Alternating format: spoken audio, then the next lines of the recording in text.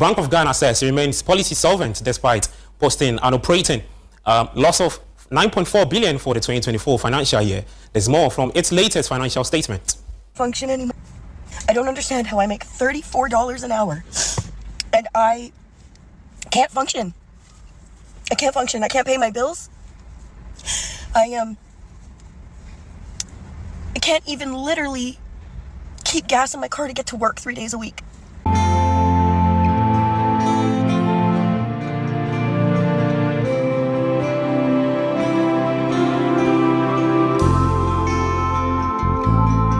You are all welcome to today's episode.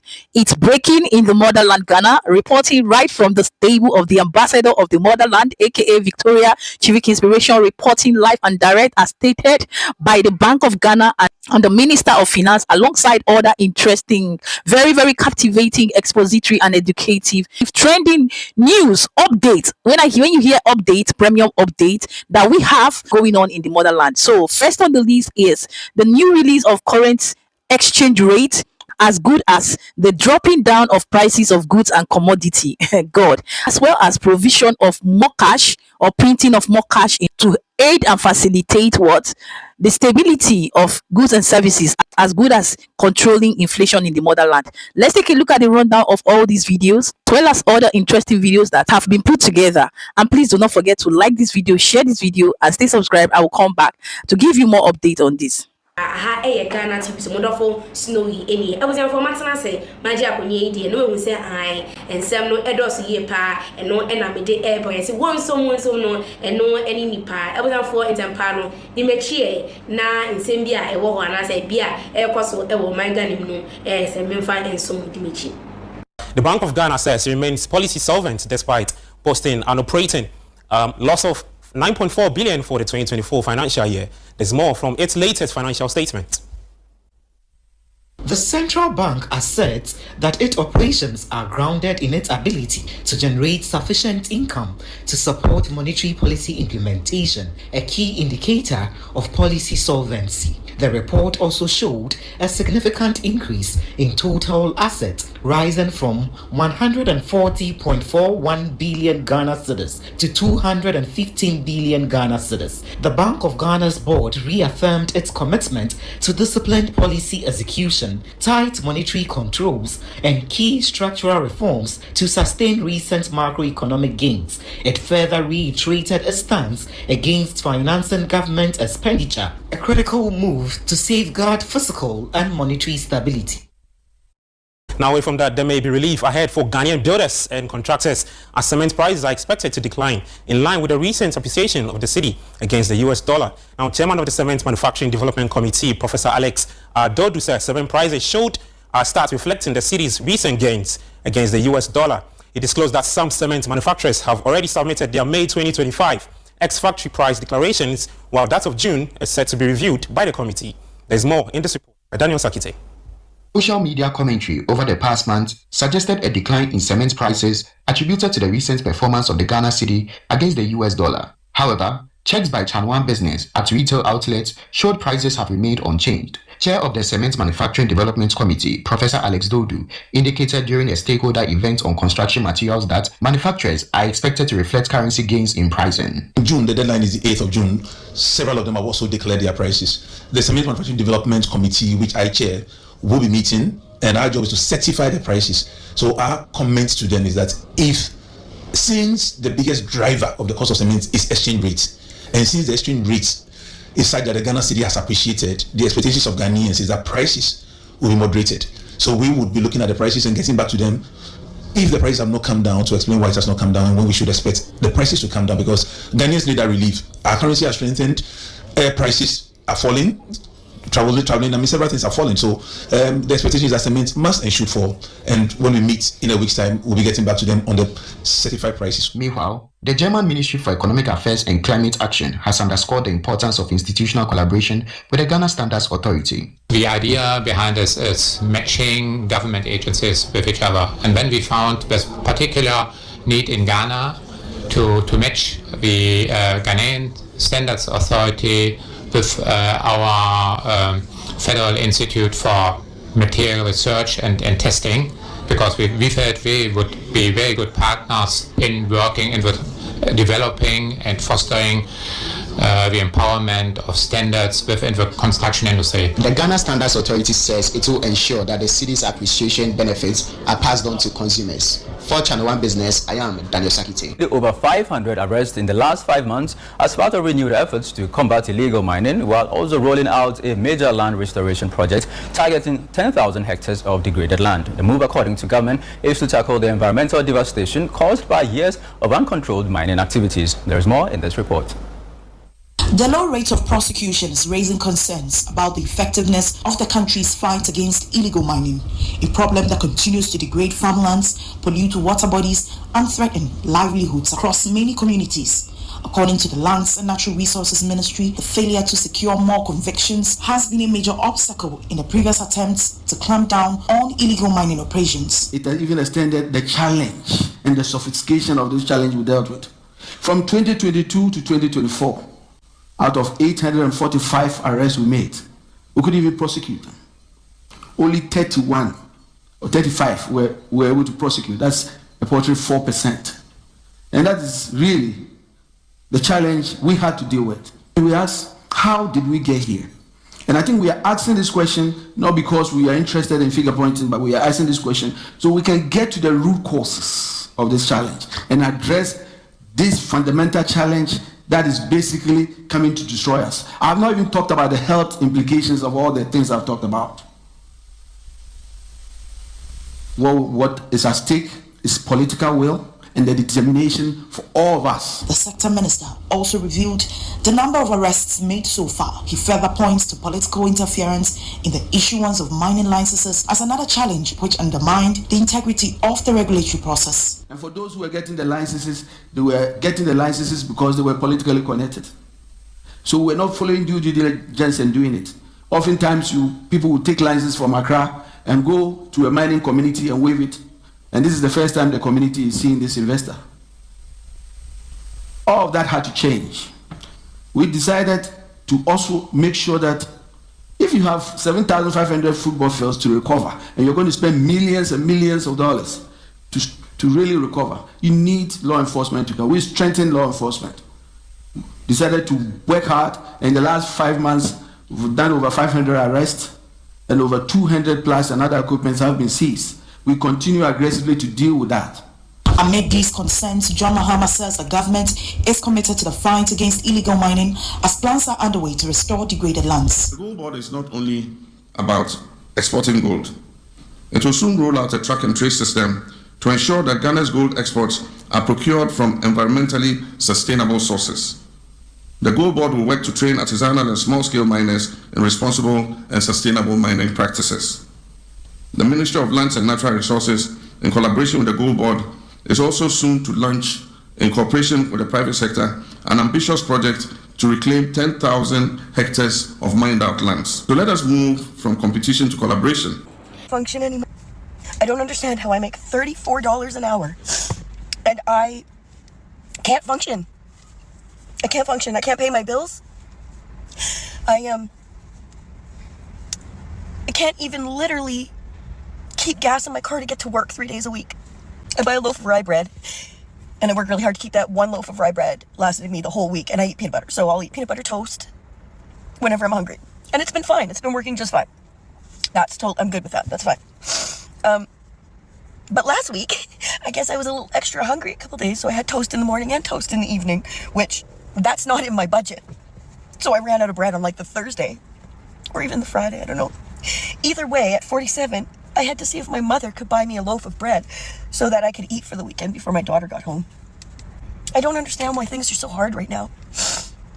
I apparently make too much money to receive any financial benefits or help of any kind. So a lot of these videos have been popping up on people's timelines about how there's so much struggle in Canada. I mean, this lady saying she eats bread and peanut butter for the whole week, guys. She can't even eat it twice a day. She had to ask her mother at 47 years old. That's what she said. Is this the true situation in Canada, guys? I mean, she says she works 3 times a week, $30-something an hour. So maybe she's not working as much as people who are going there want to work. Because I was speaking to someone yesterday and he's saying his wife is already in Canada. She's converting a study permit to like a work permit. He's going to be going there. And I mean, they're excited about it. So let us know, people in Canada, what's really going on out there. You wanna come to Europe, huh? Stupid! Stupid, stupid, stupid! And your brothers and sisters that are here now will not tell you that because they're already ashamed. Life is better. There's so much opportunity in Ghana, Nigeria, Uganda, Tanzania, Kenya. As a black American living here in South Africa, having a home like this was just a dream in America. I was doing well back home. I had my shit together back home. I was living large until my wife started telling me about her American dream, that we must move to America. So that $1,000 that you're paying in America for 1 month, you can get over here and get 3 months and get a peace of mind, eat some real food, and just enjoy yourself and rest. Like when you breathe in America, bro, it's like you breathing in problems, bro. You know what I'm saying? Oh God! Like yes, anxiety. When you leave, boy. Oh man, Africa, bro, all that anxiety is out, bro. All of that. What country you live in 10 times better than most rich people here? Mm-hmm. There's wealthy there and there's rich here. There's a big difference. Yeah. You know what I'm saying? So for me, experiencing that and seeing that, and then just the style, the swag, everything has been stolen from there. Come on, talk You know what I'm shit, saying? man. So I think everybody just needs to know that they need to go home, and even just the air, like the air is crisp. You can breathe. Like when you breathe in America, bro, it's like you breathing in problems, bro. You know what I'm saying? Oh God! And then, like yes, anxiety. When you leave, boy. Oh man, Africa, bro, all that anxiety is out, bro. All of that. Yo, as a black American living here in South Africa, having a home like this was just a dream in America, coming from East St. Louis, Illinois. But I was able to retire medically, and now I'm here, what you call living a soft life. You understand? I'm walking through pillars and shit like I'm a Roman emperor. But yeah, for the amount that I'm paying here, it'll cost me like 3 times as much in the States. I get to walk the streets without being harassed in a white neighborhood because my police are black and they just want a little bit of cold drink money. Let's talk about living in America versus living in Uganda. Unless you're making over $300K a year, you're really one incident, one flat tire, one toothache, one pet bill away from being homeless and ruining your life. If you add up all the bills, we're talking about rent, power bill, gas bill, internet, car note, car insurance, paying for gas for your car, and we haven't even talked about buying food yet. We all know buying food is crazy right now. Most of you are one pet bill away from being on the streets. Now, since I've been in Uganda, I paid $1,000 USDs for 3 months in a 1-bedroom nice apartment. And I'm telling you guys right now, this place I'm living in now in America is $2,000 a month, okay? We were the first ones to move into this place. This place just got built and they only asked me for $300 a month. I've been here 30 days and I haven't needed for nothing. I can rest, I can go get food, real food. It's cheap. We spend about USDs, we probably spend about maybe $10 a day at the most.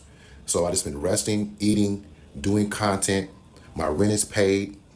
And what they do is, what's the blessing is that they don't let you pay for 1 month of rent. They make you pay 3 months. So that $1,000 that you're paying in America for 1 month, you can get over here and get 3 months and get a peace of mind, eat some real food, and just enjoy yourself and rest.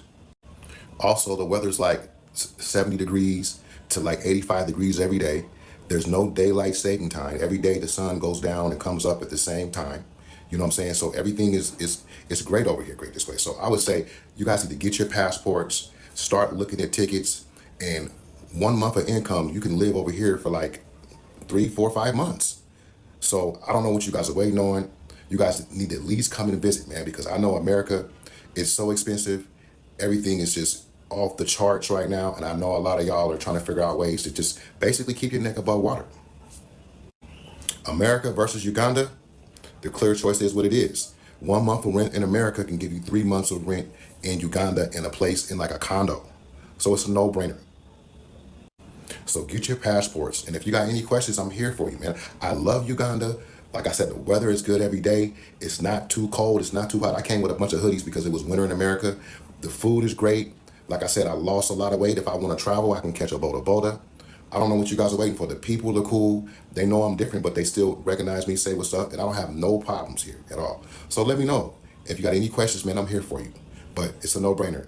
Uganda is a good place to be and a safe place to be. I dedicate this video to all my African brothers in Africa who are chefs. And I have a message for you. All of ya, You wanna come to Europe, huh? Stupid! Stupid, stupid, stupid! I get so many questions. Chef, I wanna work with you here in Europe. Chef, arrange a job for me in Europe. Guys, life is a bitch in Europe. Life is not what you think it is in Europe. And your brothers and sisters that are here now will not tell you that because they're already ashamed. Okay? They're already ashamed. So they come home to you, they say, oh, life is fantastic. It's not. I lived 14 years in Tanzania. 14 years. Life is better. There's so much opportunity in Ghana, Nigeria, Uganda, Tanzania, Kenya. All my brothers and sisters there, trust me. If you work hard, you graft hard, your life is much better. You want to know what's happening here in Europe when you come here? I'll give you my breakdown, okay? My flat, my tiny flat, 1,400 euros a month. My energy bill, 250 euros a month. My gas bill, 100 euros a month. My car license, my car insurance, 45 euros. My mobile phone, 50 euros. My TV, 40 euros. My local government tax, 160 euros a month. My list goes on. At the end of the month, I spent 3,000 euros only bills. And I'm not even fucking living yet. Then I have to buy my groceries, all my shit. So I come down to 4,000 euros. And you people, you think you come here, oh, I earn 4,000 euros. No, you're not, you dumb fuck. You pay taxes and bills, and you cannot escape it. You cannot escape those bills. The system is created that way.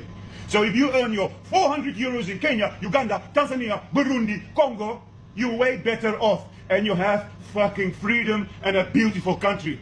I want to quit in Europe. The only good thing here is my kids' education. That's it. But when that little fucker turns 18, I'm flying away back to Tanzania with the grace of God. So please stop asking me for jobs and shit from Africa. Life is not what you think it is. Suck on that. Now get the fuck back to work. Stop this video. If I had no water in America right now and I went thirsty right now, I had no money, I couldn't buy no water, there would be nothing I could do. I can't just walk into a store, I can't just walk in anywhere and just ask them for water. If I went thirsty right now here in West Africa, I got a whole well. This is a homemade well that my dog over there made. You feel me? You probably can't see it by the hand, but he's sitting over there. My dog Lyman made it. He realized, dug it out with his own hands, and put the tile up and all that. I was doing well back home. I had my shit together back home. I was living large until my wife started telling me about her American dream, that we must move to America or I stand a chance of losing her. I had to sell whatever I had back home, all my property, to come to America, just to start afresh. Coming to America has been the toughest moment of my life.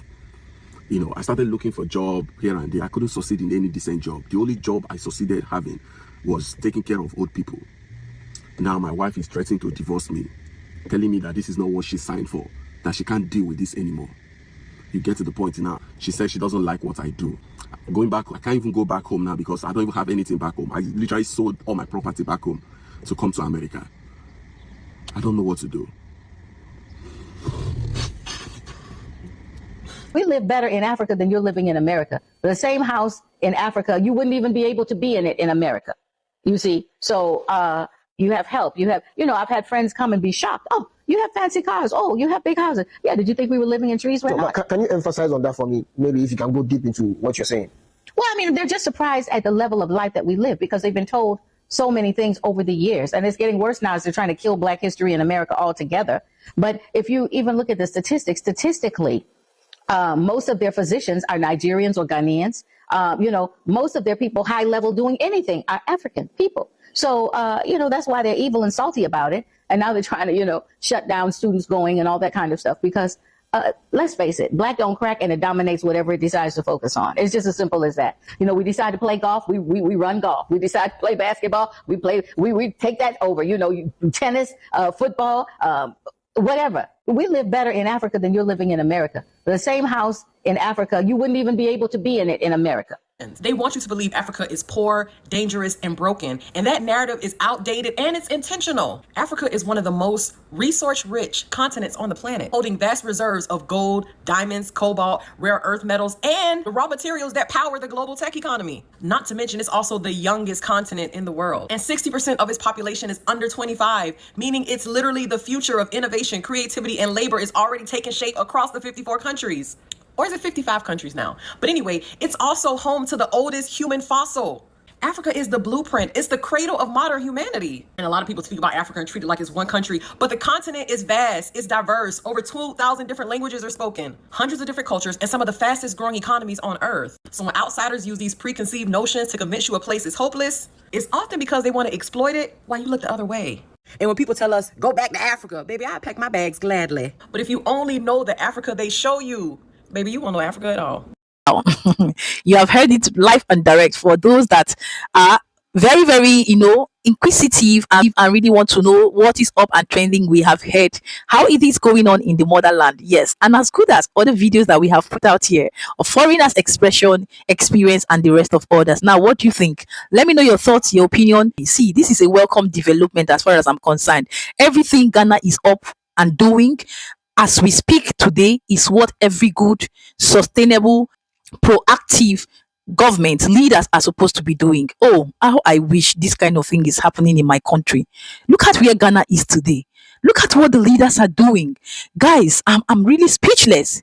Oh my God. Oh my God. I don't know what to say because, guys, let me just keep calm because I'm overwhelmed. I am overwhelmed. I want to say well done and congratulations to Ghana. Congratulations to the Republic of Ghana, to the president and his team for all hands on deck that have brought Ghana to where it is and where it is going. It was even predicted that by the end of this June, it will drop down to 7 cities, and that is where we are seeing it going at the long run if care is not taken. Anyways, I don't want to be the only one observing, talking, and reacting. What are your thoughts, your opinion, your input based on what we have just seen? Leave them in the comment section. And please do not forget to hit on the like button, share this video, and stay subscribed because more videos are coming your way. You don't want to miss out, right? So turn on the post notification bell, that bell that says all notifications, so that when I post or drop new video, you'll be the first to get notified. And please get engaged by liking, sharing, and commenting. Like I said, let's talk in the comment section. And please look out for the next video coming up, which is very massive. It's a bomb. It's a bomb, right? Thank you once again for all your constant love and support. I truly and deeply appreciate them. Until then, stay safe and stay blessed. Bye bye.